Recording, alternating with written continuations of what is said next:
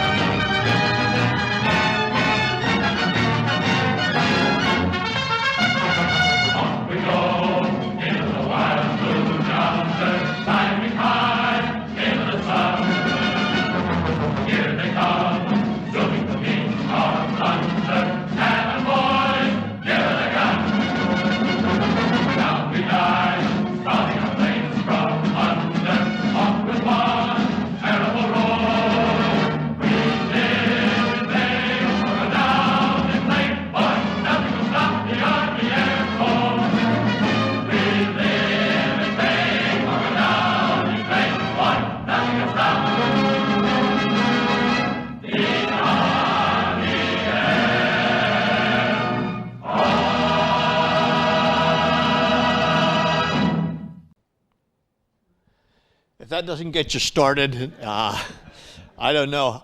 My dad, as I said, was in the Army Air Corps, and I think he taught me the words to that song when I was 4 years old. He was very, very proud of it. But at any rate, we want to start off with our slides here, and here you see a typical crew of a bomber crew in the 8th Air Force.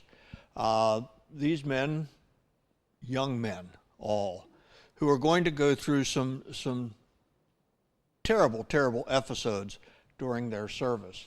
The 10-man crew would usually be made up of a pilot, a co-pilot, navigator, bombardier, radio operator, and usually 5 gunners. So that's the typical bomber crew. But also what it means, if an airplane goes down, you have the possibility of losing 10 really good men. During World War II, in Europe, the primary airplane unit was the 8th Air Force. Now, first of all, looking out in this audience, do we have anyone whose parents were in the 8th Air Force in Europe? We do. Okay. You know, it's just amazing the stories that these people can tell. During World War II, the 8th Air Force Bomber Command had a 25 mission limit at the beginning of the war. And that meant if you made 25 missions and returned safely, didn't mean you were going to go home permanently, but it did mean that you were going to get a 60 to 90-day furlough to return to the States. So these 25 missions became extremely important.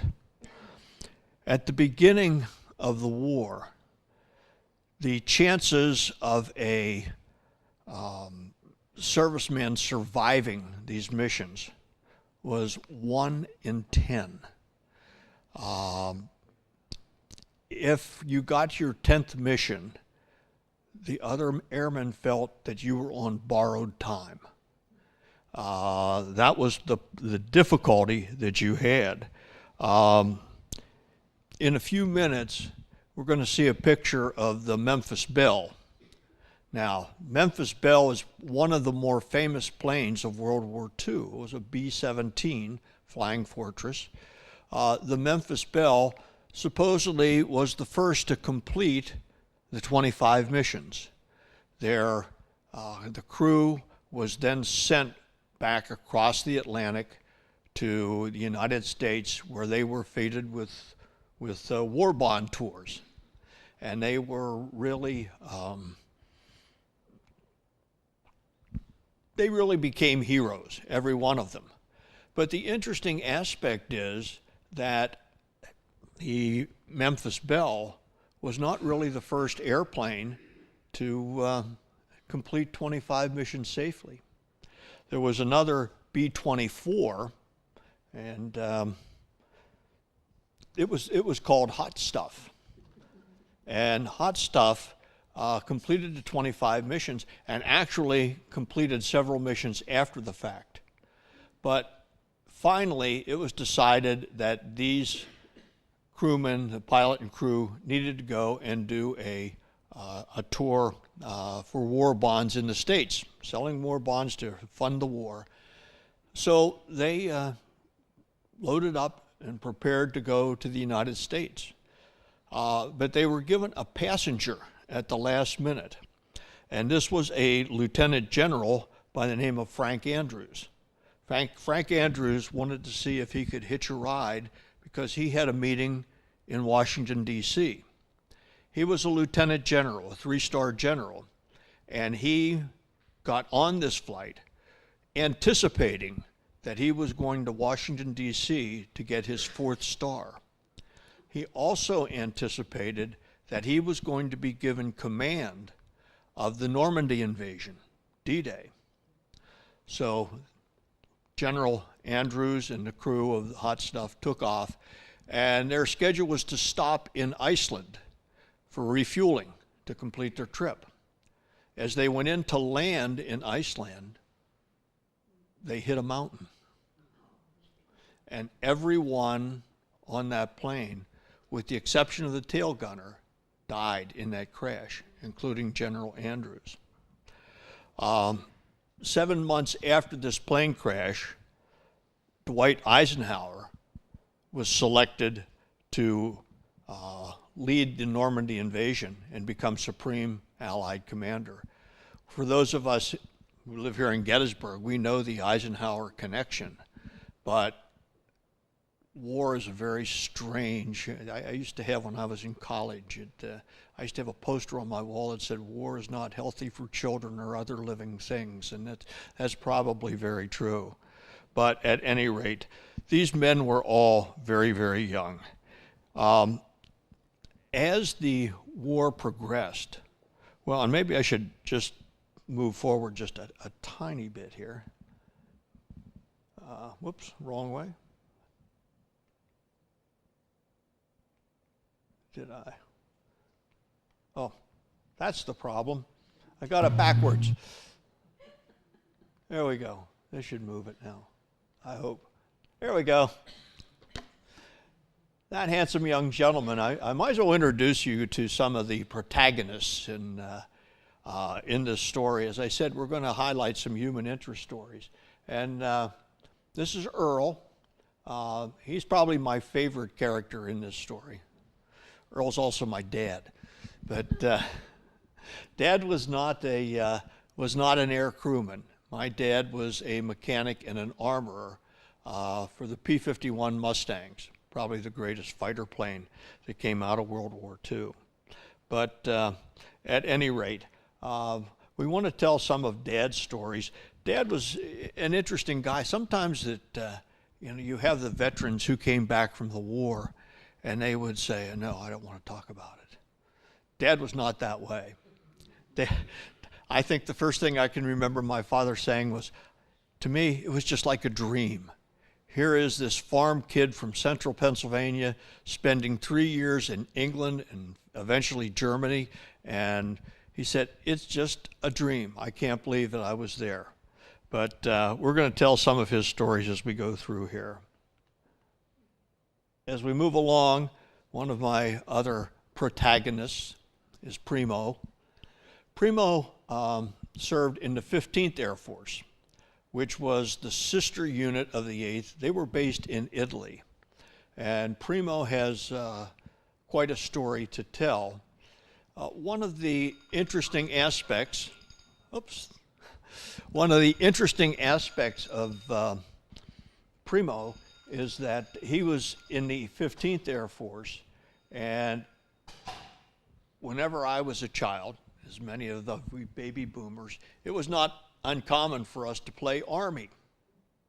And you would play Army, and basically you would have an identity with you. And so the old saying is, what did you do in the war, Daddy?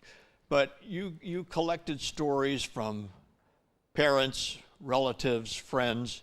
My mom used to always say to me, whatever you do, don't ask Primo about his service. He doesn't want to talk about it.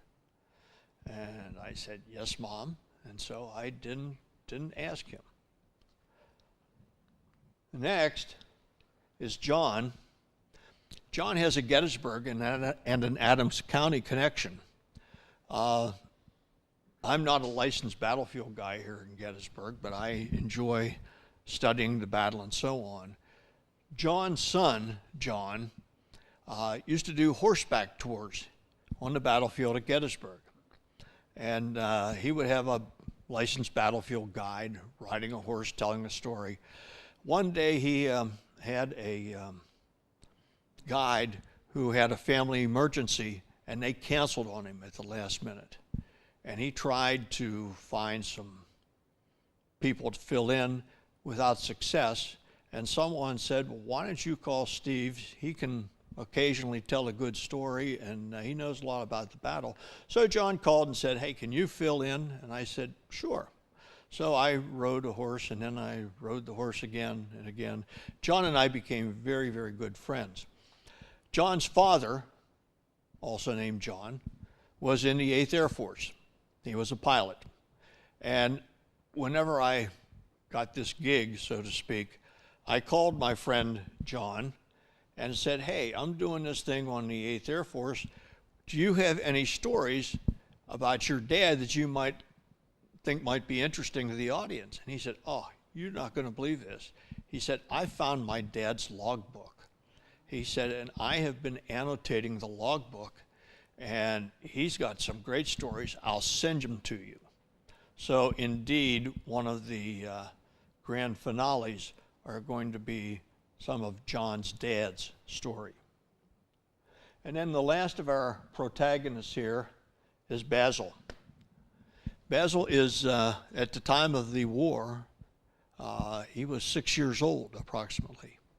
He had lived in Litlington, England, which was close to Cambridge. And he lived right next to an airfield where my dad was stationed. And back in 2000, my wife Judy, thank you, honey, my wife Judy and our youngest son went over to England, and we did the tour of London and all the historic sites. But I always wanted to go out and visit my dad's old air base. So we rented a car. I asked for an automatic. I got a stick shift. I asked to drive on the right side. They said, no, you got to drive on the left side. We actually lived to make it to this little village called Steeplemorton. Well, not knowing anything about this air place and being, you know, a male, I thought the first place to stop would be a pub. So I did. We stopped at this pub and went in, and this young woman was behind the bar, and I said, excuse me, ma'am, could you direct me to the old American Air Base? And she looked at me, she says, the old American Air Base?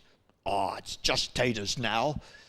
And I said, oh, okay. She said, but if you are here, you must go up to our village hall and meet with Mr. Kenneth Wells. He can direct you. Well, we were there on the day that they called their Millennial Day. It was their community picnic, if you will. Couldn't have done this if we'd have tried.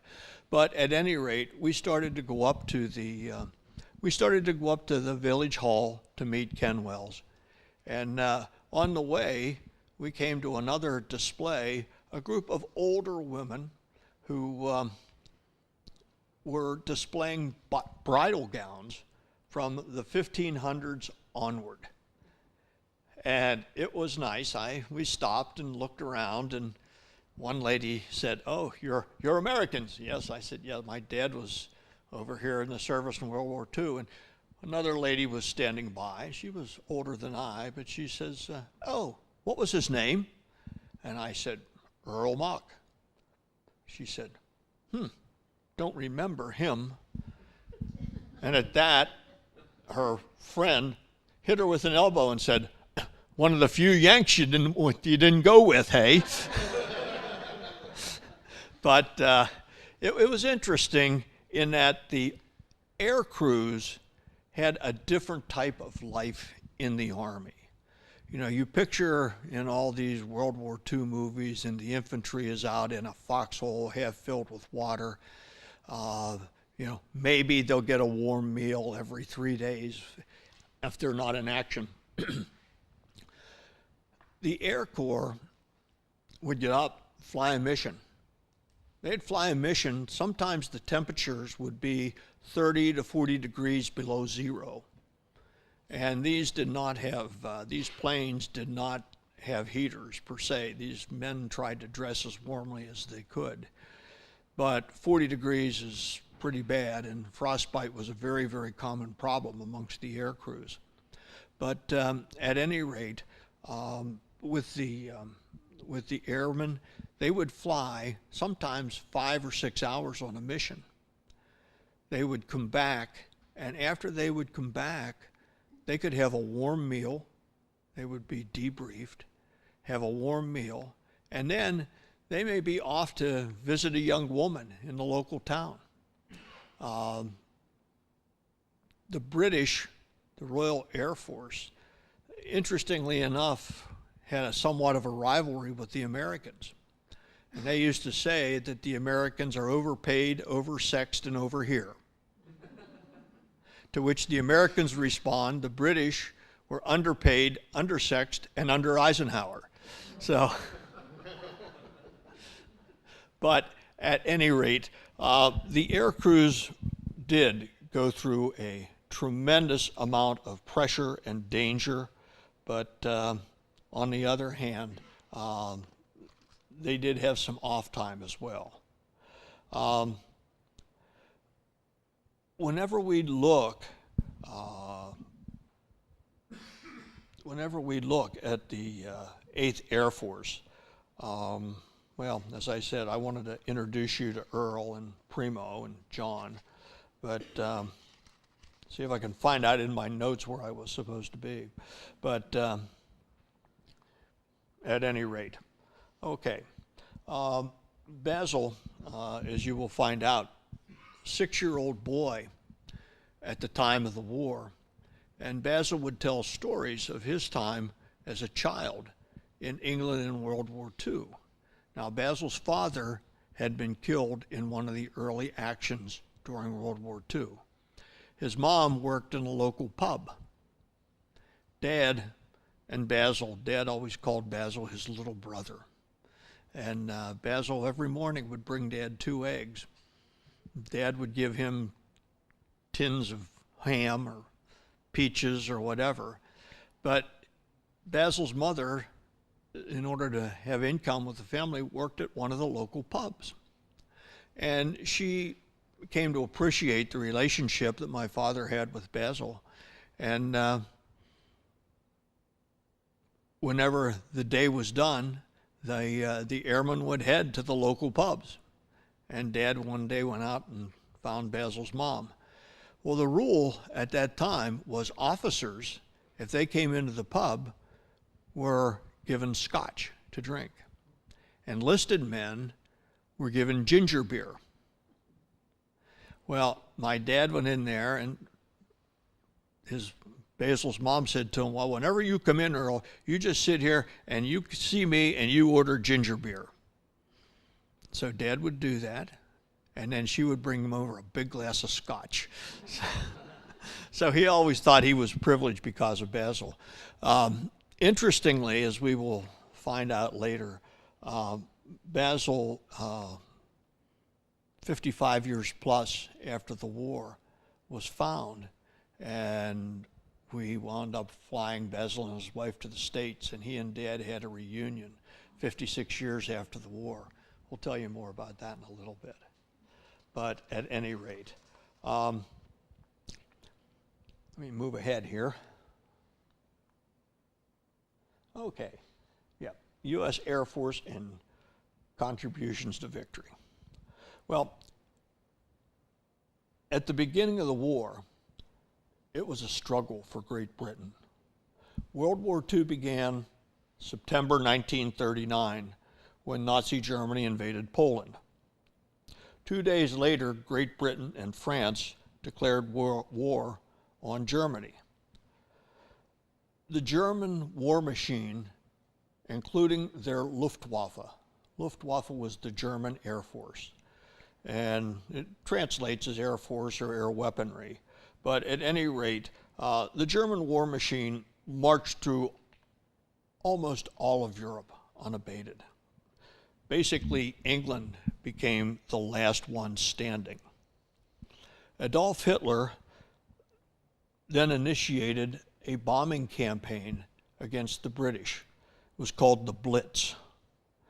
And they bombed almost daily for 8 months the cities, the countryside of Britain, targeting industry, targeting civilians. There were thousands of civilians who died in the Blitz.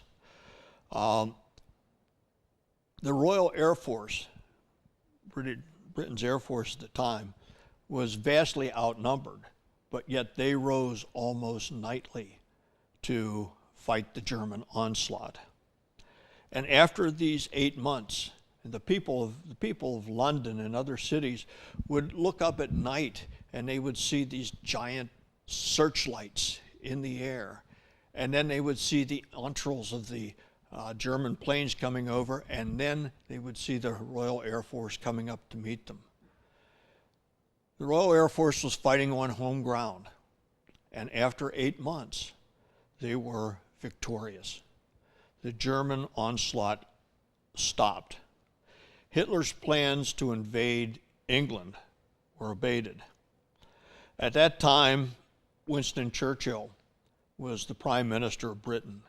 And after the air war started, and after the Blitz was finished, Churchill gave one of his more famous quotes, and that was, "Never have so many owed so much to so few."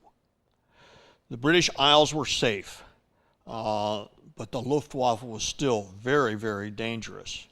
And the United States at that time was still on the sidelines. And then came Pearl Harbor. Pearl Harbor, December 7th, 1941, a day that will live in infamy. The 8th Air Force was organized in response to Pearl Harbor.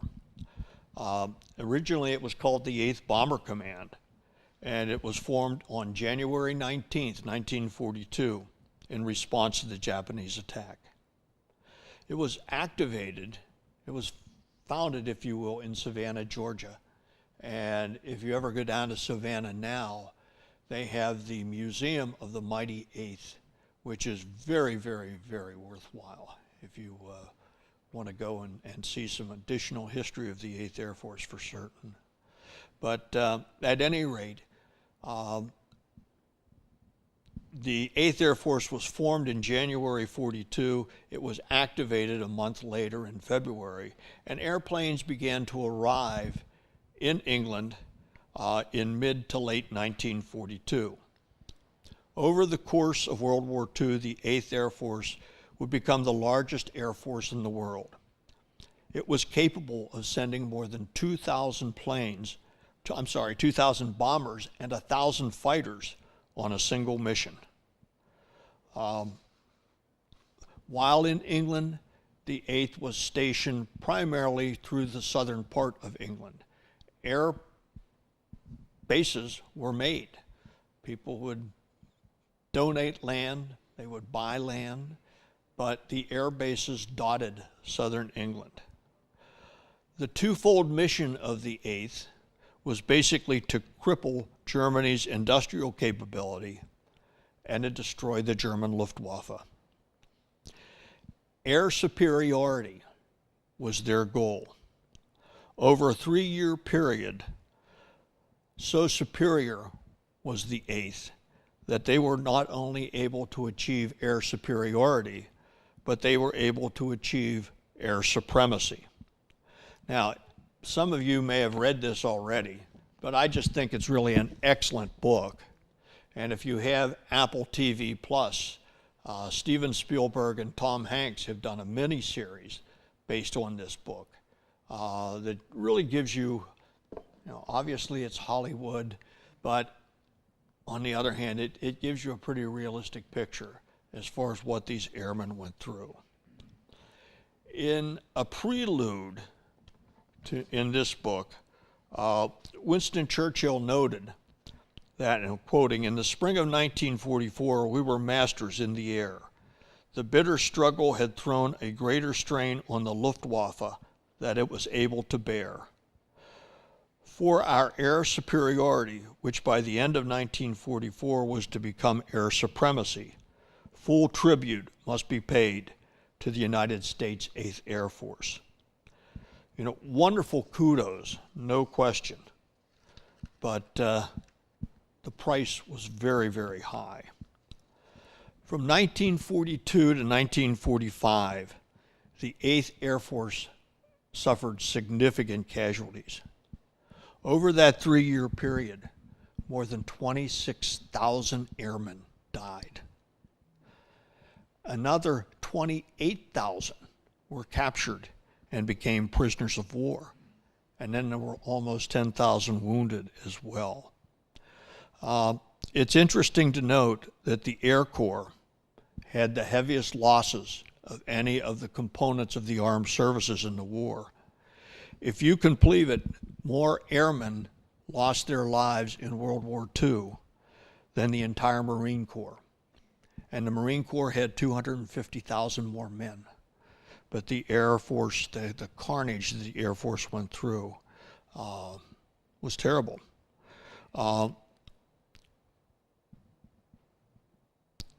As I said earlier, the magic number for these airmen was 25. At the beginning of the war, whenever the 8th first came over in late 1942,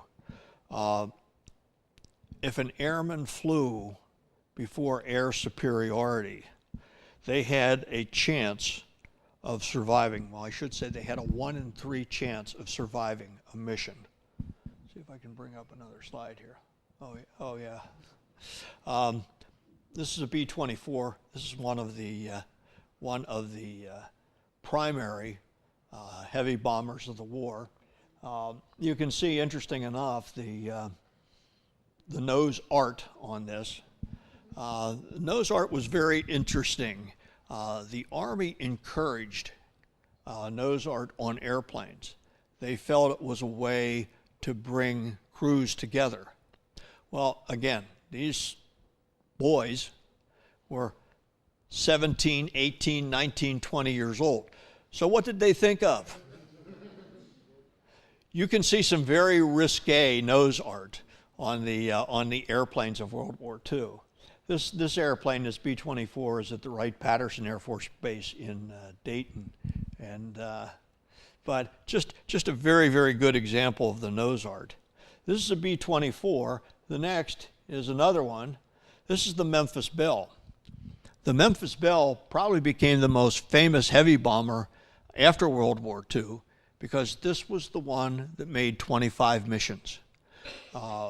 This was the crew that actually came in second to hot stuff, but at any rate, the crew did survive, came back to the States and did a war bond tour. But the B-24 and the B-17 were the primary heavy bombers of the war. We also had our fighters. And here I put up a slide of both the American and the German fighters. The first on the top left is a P-47 Thunderbolt. They called them the Jugs because that's what it looked like. These planes could take a licking you wouldn't believe. But they had one problem, and that was their range was limited. They were not able to accompany a bomber all the way into Germany and come back. So they would take it as far out as they could, approximately the German border from England, and then they would have to turn back. Well, that left the bombers to continue on their own. Now, we go back here just a scooch to this B-17. The B-17 was called a flying fortress. And at the time, it was felt that a flight of B-17s together didn't need fighter escort. They were so heavily armed and they could give each other covering fire that they would be able to proceed to the target, drop their bombs, and still be able to beat off any fighters. Well, whenever we look at these German fighters, over here the Messerschmitt 109, the FW-190, these were good fighter planes. And also, the Germans had what they called flak.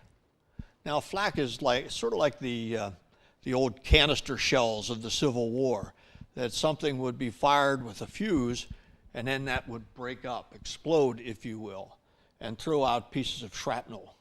The thing with the flak was that they would shoot shells, and those shells would explode whenever a certain altitude was reached. And flak was terrible because all of these airplanes were thin-skinned, aluminum bodies, light metal bodies. And so an airplane might come back from a mission with dozens of flak holes. And of course, if a piece of shell went through the airplane, there were chances are that they could hit the crewman as well. But at any rate, between the flak over that the planes would fly over, and many of them would be crippled. And once they were crippled, then they became fodder for the German fighters. And that's why one of the biggest problems was within the losses is both flak and German fighters could take care of. This is the 109. It had a top speed of 400 miles an hour. It was much faster than a bomber. And it wasn't until the P-51 Mustang, which, again, that was, there we go, down there on the lower left. The P-51 really became the primary premier fighter of the war. With drop tanks under its wings, it was able to accompany the bombers all the way to England, or all the way to Germany and back again to England. So it was a very, very excellent card to play against the Luftwaffe. moving along here. Okay, this is results of flak. This is the Wee Willie. It was a B-17 that obviously got hit and went down. And amazingly, that plane went down and one of the 10 crewmen survived. Was actually a survivor from that. One of the biggest problems is that whenever an airplane was hit, it would start down. Centrifugal force would keep people from being able to move towards the escape hatches. They were just pushed back, and there was little they could do if the escape hatch was not close by. They knew what was going to happen, and yet these boys went up day after day after day. They called it maximum effort. And if you stay to watch 12 O'Clock High afterwards, and I hope you do if you haven't seen it, but they talk a lot about maximum effort. But at any rate, we have one down, and then we have this one. This was not a result of enemy action. This was one of my dad's stories. Dad was at this P-51 base called Steeple-Borden, and on January 1st, 1945, they had a maximum effort. There was a heavy bomber base right next to Dad's base, and as the bombers were taking off, one lost power and crashed, tried to land at Steeple-Borden, but didn't make it. It blew up, filled with bombs. Of course, this is the day after New Year's Eve, and most of the component of the Steeple-Borden group were recovering from the night before. But Dad said that they heard this explosion, and everyone took to their bicycles. Now, in England, whenever they were assigned to an airbase, they were also given a bicycle. That was their primary transportation around. The only problem for the Americans is Americans were not used to English handbrakes. They were used to the coaster brakes where you put your, and so there were a lot of bicycle accidents at the beginning because guys didn't know how to stop this thing. But Dad said on New Year's Day, they awoke to this tremendous, tremendous blast. And he and the people in his barracks took to their bicycles to head on out. And Dad said that whenever he got there, he said the place was just obliterated. And he said he, like all the others, were looking around, seeing if there was anything they could do to help. And Dad said he looked down and there was a hand laying on the runway. And on that hand was a wedding ring. And he said it's just one of the memories that will stay with him forever because of the fact that 10 people died in this crash, and they didn't even make it over to enemy lines, if you will. But at any rate, these are some of the problems that we had.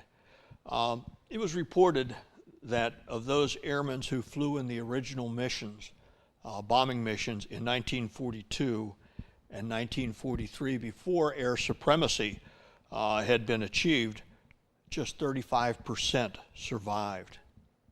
By 1944, when the requirements, as they lost airmen and they lost airplanes, so they decided they'll up this from 25 missions to 30 missions. If you made 30 missions, then you could get your trip home for furlough. And later it actually became up to 35 missions. But with air supremacy, we had 25 to 30% survived, and by we had 70% survive. And by 1945, when air supremacy had occurred, more than 80 people, more than 80% of the airmen would survive. it's interesting to see how command structure, with every war, leadership initiatives and ideas play a key role.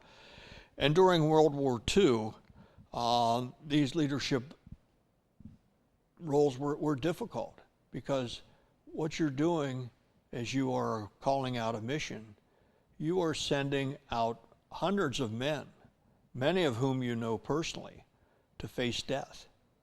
And so, once again, one of the basis of the 12 O'Clock High movie is how leaders deal with this type of carnage that they are ordering. It takes very special people.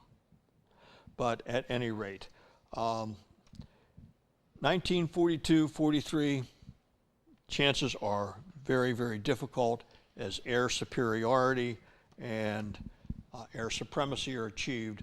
You have a better chance of living to go home.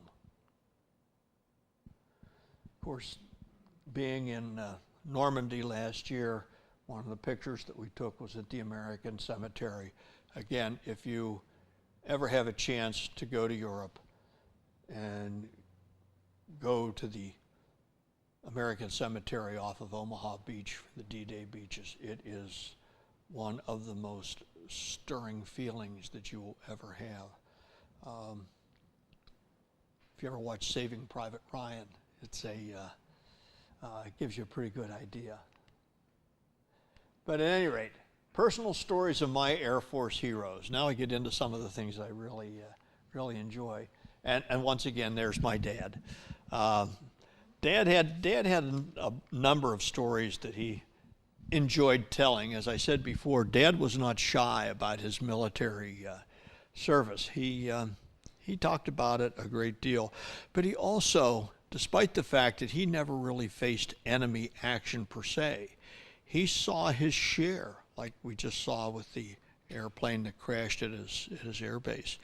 But he had a very special friend who was a P-51 pilot. And Dad was a crewman. He was a mechanic on the plane, so they would get them prepared every morning whenever they would go out for their flights. And the pilot looked, and it was a very foggy day. And in England, they called this pea soup. The fog was so thick. And he had a pair of aviator sunglasses. And he said to Dad, Earl, he said, look at this soup. He said, I don't need these today. Keep them for me till I come back. Well, you know what the story's going to be. He never came back. And Dad cherished these sunglasses. Now the sunglasses are in the hands of one of my sons. But just the type of thing that can happen. You lose a friend, and then all of a sudden you're left with a lot of memories. But Dad also had he had a good time whenever he was in the service. He talked about going into London and going up to Scotland, and I just told my wife, my dad had a special friend when he was in England. And for the life of me, he told me her name years ago, and I could not remember what it was. And as I'm preparing to do this gig up here, I don't know how it happened. Out of the blue, Lorraine Shivington came to me. And it's like, holy cats. And it's like, once again, you look up and say, thanks, Dad. I've been trying to figure this one out forever. But yeah, he did, and he had a friend, and a lot of the airmen had friends. They were not shy about going out with groups. There's a P-51. Basil gave me that picture whenever he was over here in the States. But there's relaxing after a mission. Some of the young women, and we have some more fun. But they would get together, and the women, once again, the American airmen were overpaid and oversexed and over here. But on the other hand, sometimes these men would go to the wrong side of the tracks, so to speak. And unfortunately, the biggest problem with that was sexually transmitted diseases, STD. Well, this isn't very, very clear, but it's If a man was found to have a sexually transmitted disease, that was not a good thing. He was treated at the base hospital, and whenever he was released, he was given a TS ticket. Now, the first word of TS was tough, and the second word was, you can figure it out. But what it did, it entitled them to sit down with the chaplain for an hour for counseling. So this was not an uncommon problem. And Dad once told me that the number of prophylactics that these airmen went through on this base was phenomenal. But so, you know, the afternoon soirees were looked forward to. And, you know, after what these guys went through during the early part of the day, well, you can't blame them. This is one of my dad's favorite stories. The guy on the right is Major Glenn Miller. Now, Glenn Miller probably had the most popular big band of the era. And Dad got to meet him. He says, listed under there is some happy-looking GIs after the concert. Dad's the guy on the far right.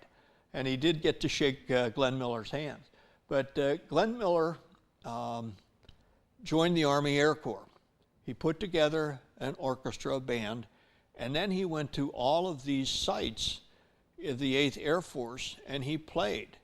And at Steeple Martin, Dad's airfield, they had about 4,000 men and women jam into one of the hangars, and Glenn Miller performed. And they were all so happy to see Glenn Miller. And they were even happier when they found out about 3 months later that he was coming back. Well, what the heck? Why would he give 2 concerts? There are places all through Europe that didn't have one yet. Why would he come back? Well, the story was that Glenn Miller got into a poker game with the brass, and he lost a significant amount of money. So he came back to give a second concert so he could get into a second poker game and maybe win his money back. But Dad was always proud of the Glenn Miller, his Glenn Miller connection.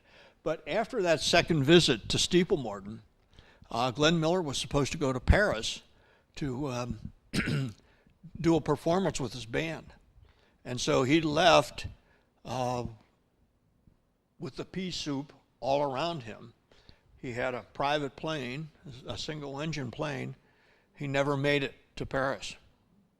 And for years and years and years, no one ever realized, no one ever knew what happened to Glenn Miller. He became like the Amelia Earhart of the 8th Air Force.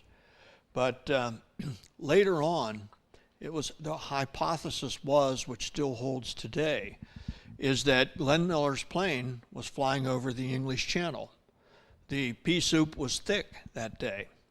And so at that point, many times if the weather was too bad, a mission was called off. The bombers were recalled. Well, they didn't want these bombers to land at the airfield filled with bombs. So what they did is they jettisoned the bombs over the English Channel. The bombs would drop down, sink to the bottom, the airplane could go back to their base and land. It was hypothesized that Glenn Miller's airplane was flying low over the English Channel, and it got hit by some of these ejected bombs, which caused the plane to crash, and we lost one of our best orchestra leaders and showmen at that particular point in time. Now this has to do with Basel. I said that we went up to see Ken Wells up at the village hall, and whenever we got there, I got copies of Ken's 2 books about the Steeple Martin experience, and he autographed them for my dad and so on.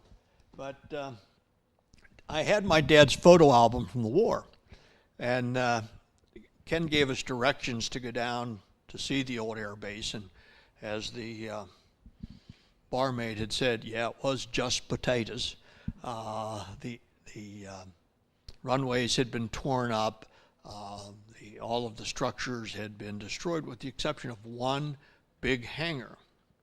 And the interesting thing is that you could look through cracks in the structure, and if you looked hard enough, you could actually see airmen's art that had been preserved within the hangar itself.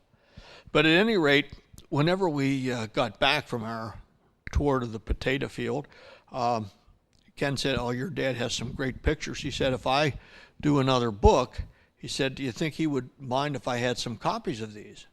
I said, "No." I said, "If we just mark which ones you want."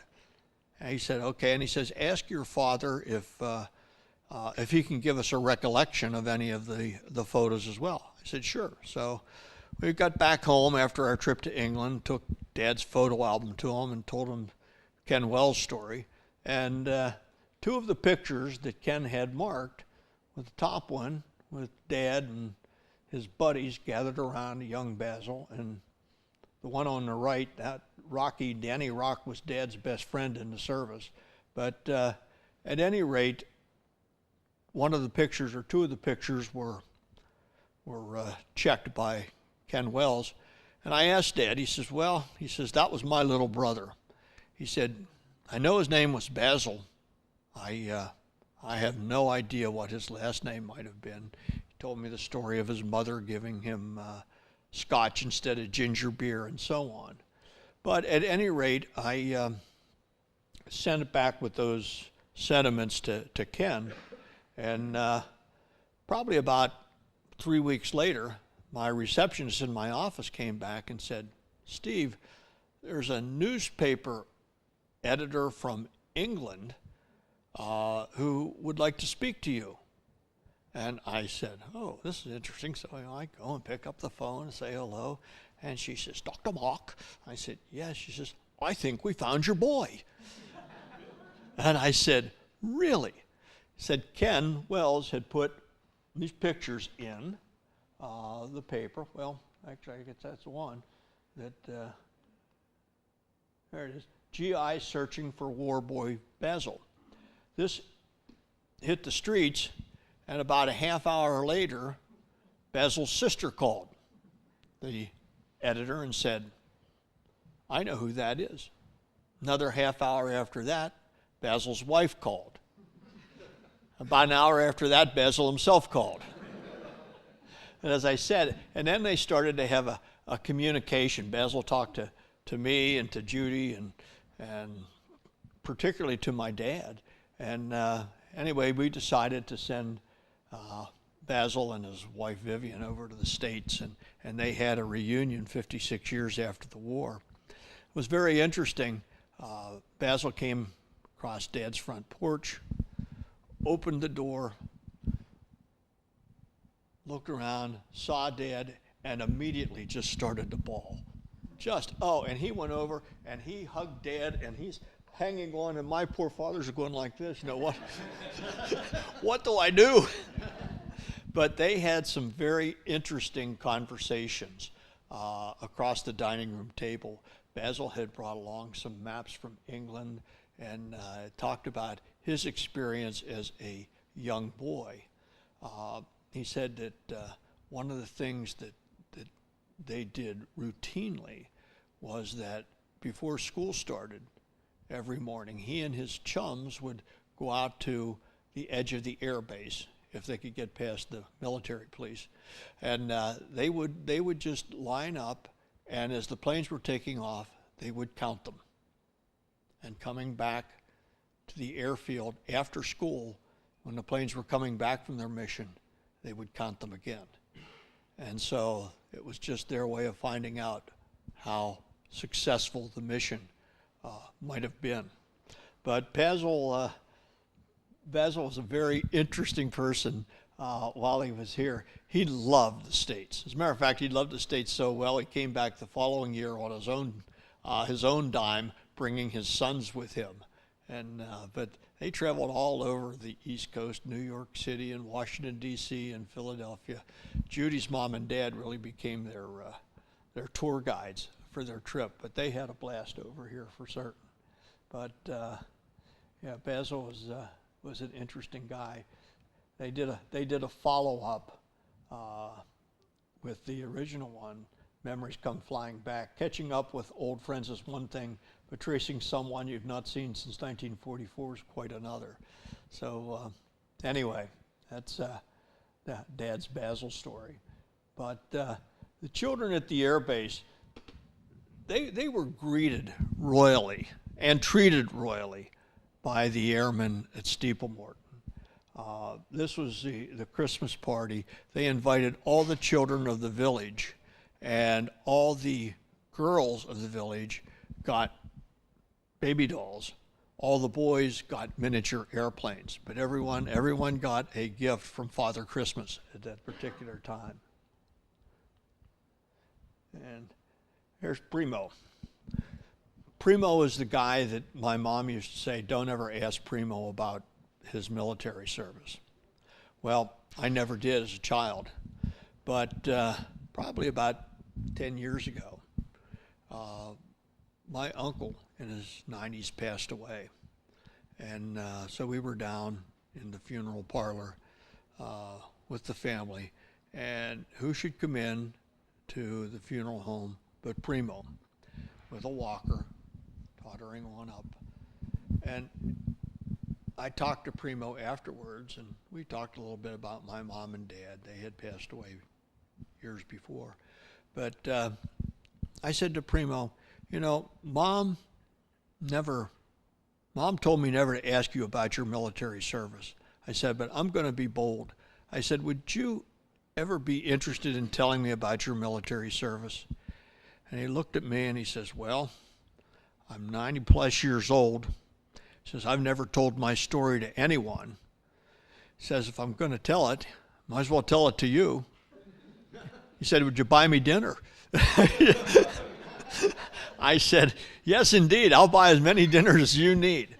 So we started to talk, and Primo indeed told me his story. He was in the 15th Air Force out of Italy. And in October 1944, they had a bombing mission that they were going to bomb in the vicinity of Vienna, Austria. And so he was in his plane with the 9 other crew members, plus they had an additional one. They had a civilian photographer who was with them that day who was trying to take pictures for a news service. But as you might imagine, as they are coming home from their bombing mission, they got hit by flak, and the airplane started to go down. Well, Primo was the navigator of that flight, and the escape hatch was directly in front of him. And he was able to kick open the door, and he and the photographer are able to get out of the plane. He said as he's coming down with his parachute open, he watched his airplane come off to his right into a spin, hit the ground, and explode. And he knew that at that point, he was the only survivor of the crew. He said that has carried with him forever. He said, but as he was coming down in his parachute, he said his thoughts were, I'm going to land and the civilians are going to kill me. Because late in the war, the civilians were really tired of being bombed. And so it was not uncommon if an airman landed in enemy territory that he would be surrounded by civilians and he may lose his life. And Primo thought, well, we're going to find out what happens. And he lands, and indeed he's surrounded by civilians. And they have clubs and pitchforks, and he thought, oh, this is the end. Primo is rescued by German soldiers. And the German soldier said in broken English, you are now a prisoner of war. And so Primo became one of those 28,000 Allied airmen who became prisoners of war. And he was sent to Stalag Luft 1. Now, Stalag is prison, Luft is air prison. And it was special. And one of the reasons it was special, oh, there's the strawberry bitch again, sorry. But that was a B-24. That was like Primo's plane that he was flying in. But One of the reasons you might know this name, Hermann Goering, Hitler's right-hand man. Hermann Goering was a fighter pilot in World War I. Now, in World War I, there was a different code. There was a different amount of honor amongst pilots. These pilots would fight to the death, but if one would crash, it was not uncommon for his enemy to land beside him to render any aid that he could. And Hermann Goering, despite all the terrible things you hear about him post-war and during war, but from the standpoint of an airman, he still felt that this airman's code was in effect. And so if a pilot or a crew member was captured, they went to the Stalag Luft, and the prison, air prison, if you will. And in the air prison, they had their own bunks. They had usually 2 or 3 meals a day. There's a picture. This is Stalag Luft 1. This is where Primo was. They had their own vegetable garden. So it was so different. Treated fellow airmen better than other prisoners of war were handled in other camps, and that was true. The only problem that they had was, as the war was ending, the Russians were coming in, and they were in close proximity to the prisoner of war camp. And the Germans did not want the Russians to capture the prisoners. Number one, they weren't sure what they were going to do. Russians were unpredictable, and they thought that rather than try to take them along, they may just... Anyway, bottom line is they decided to move the prisoners, which was great, except it was in wintertime. Snow drifts were up to their knees or higher. And so they had thousands of men who were going to march just under 100 miles from one prison camp to the other. Frostbite, weather-related injuries predominated. But Primo made it. And eventually, they were found by General George Patton's Tank Corps, and they were released, and they were prepared to go home. Now, whenever Primo's plane went down, all his other crew members died.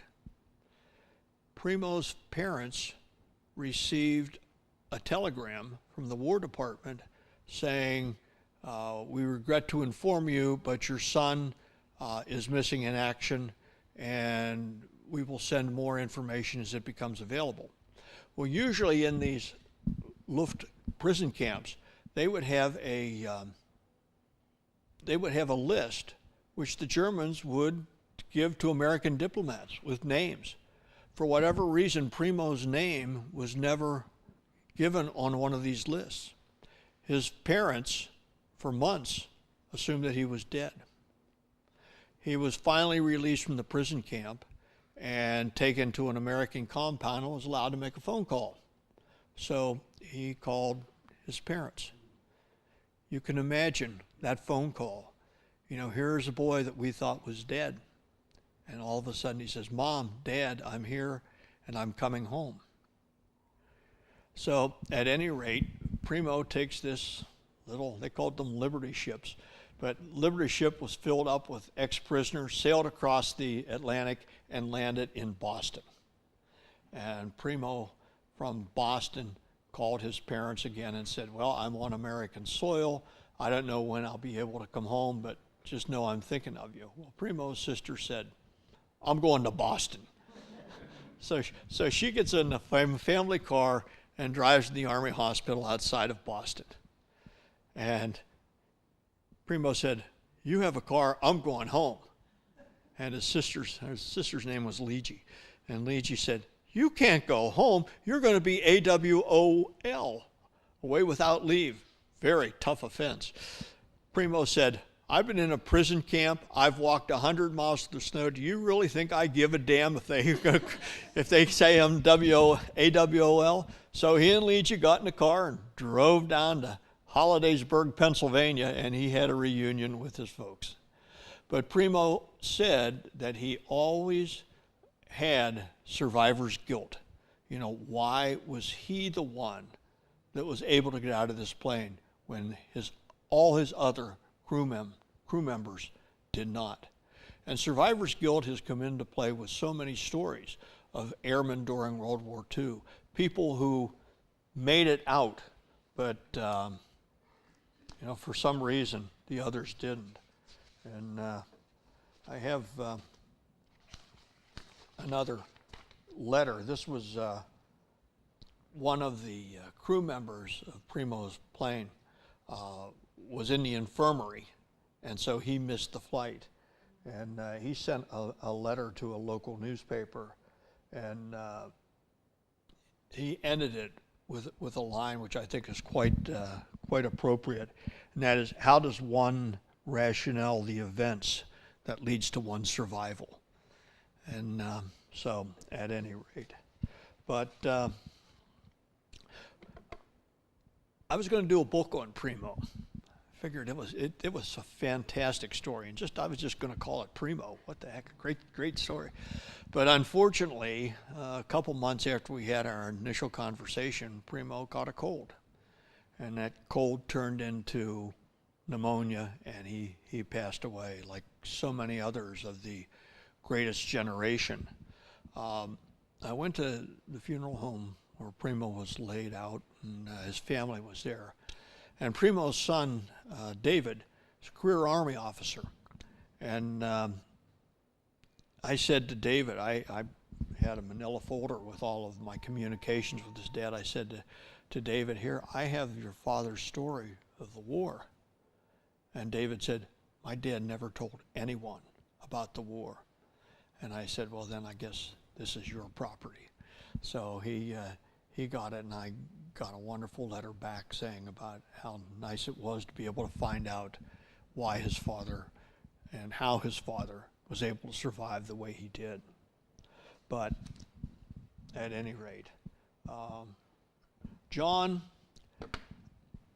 was also a pilot, a B-24 pilot, and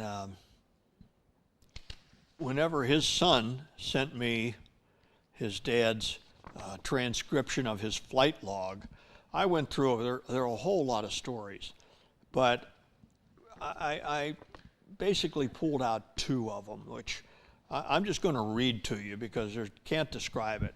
And this is, it's listed Battle of the Bulge, largest single bombing mission in history, 24 December 1944.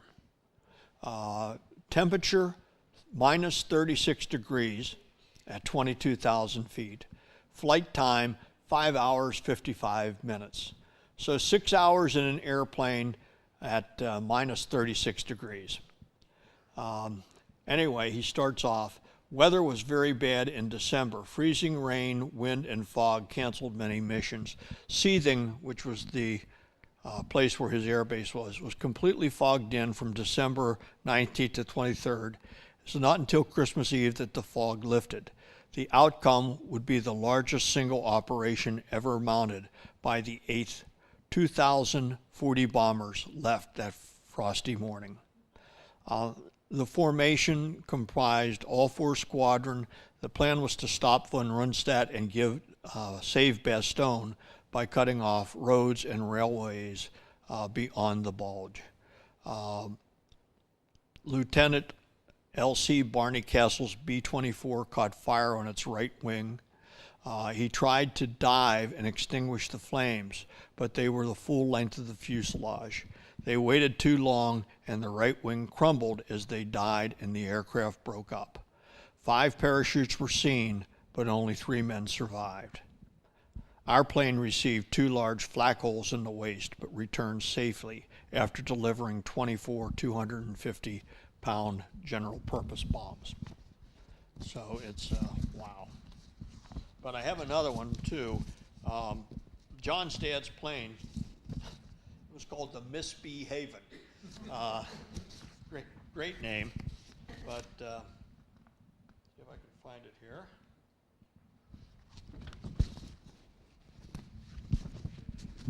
I'm going to put this in. I had a paper clip on this so I would know where it was. Oh, here it is. I do have the paper clip. There we go.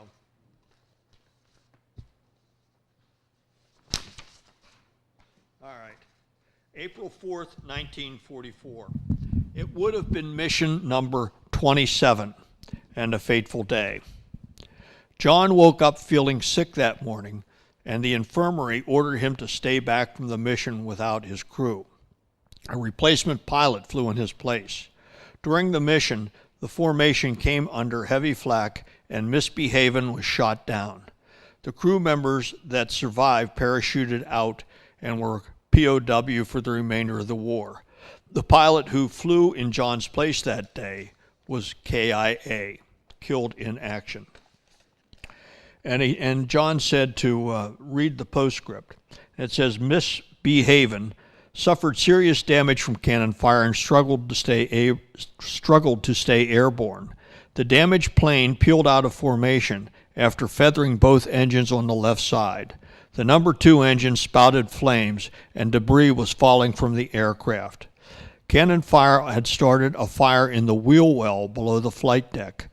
Lieutenant Pettit, our navigator, tried to make contact via interphone with the rest of the crew but was unable to do so. The fire spread quickly, and Lieutenant Shafter ordered the crew to bail out. Lieutenant Pettit burned his face and hands trying to open the escape hatch. He finally kicked the door open. The nose gunner jumped out of the hatch while the bombardier, Lieutenant Ellis, scrambled up the flight deck to retrieve an extinguisher.